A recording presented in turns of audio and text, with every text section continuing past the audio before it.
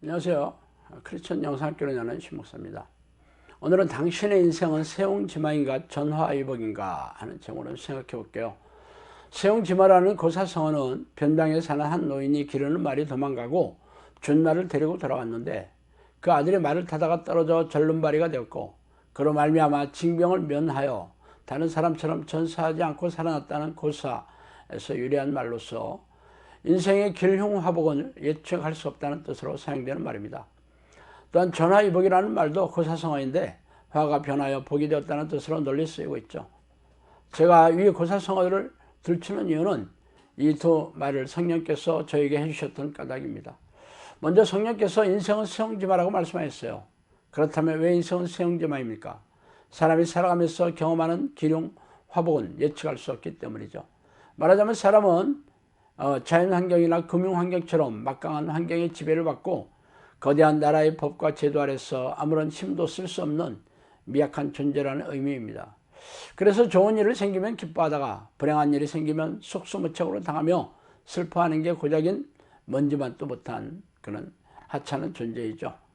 성경은 하나님께서 세상을 지으시고 우주를 운행하시며 대자연을 섭리하시고 인간의 생사복을 주관하신다고 말씀하고 있습니다. 그렇다면 하나님의 자녀라고 철석같이 믿고 있는 크리스천들은 죄다 하나님의 축복을 받아 하는 일마다 형통하고 행복한 삶을 영위하고 있어야 하지 않겠어요?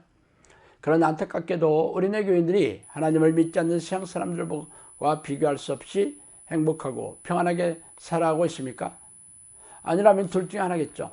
우리가 믿고 있는 하나님이 가짜이거나 아니면 우리네 교인들이 하나님의 자녀라고 인정받지 못하고 있거나 입니다. 그러나 제 주장을 받아들일 교인들이 한 명도 없겠죠.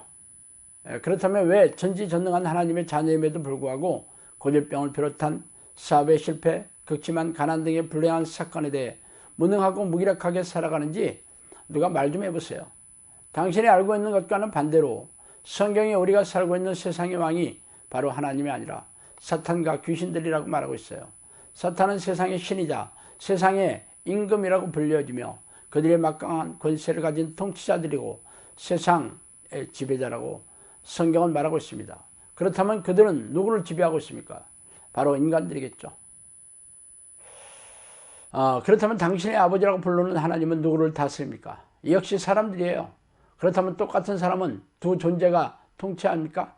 아니겠죠. 하나님은 의인이라고 부르시는 자신의 백성을 다스리시고 악한 영들은 죄인들을 지배하고 있습니다.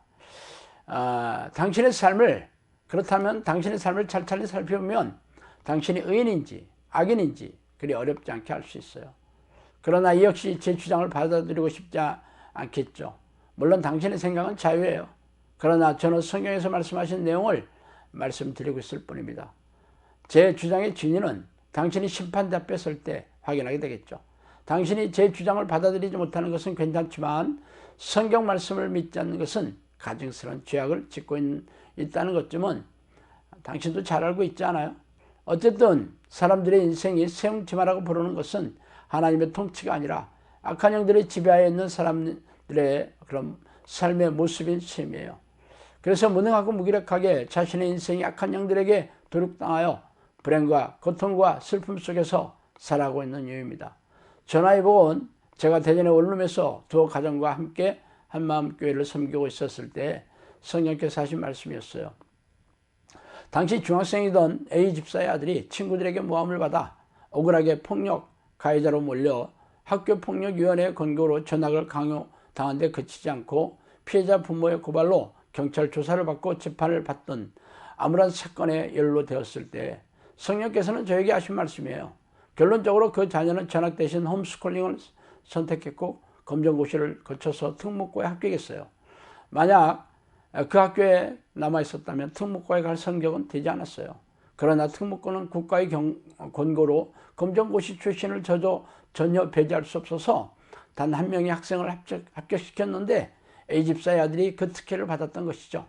이처럼 하나님이 함께 하신다면 어떤 불행한 사건이라 할지라도 기가 막힌 축복으로 바꿔주신다는 거예요. 물론 저는 그 자녀에게 지금의 기도를 훈련시켰으며 어린 나이에 어른도 겪지 못하는 억울하고 힘든 상황이 되자 땀을 뻘뻘 흘리며 기도 훈련을 잘 따라했죠.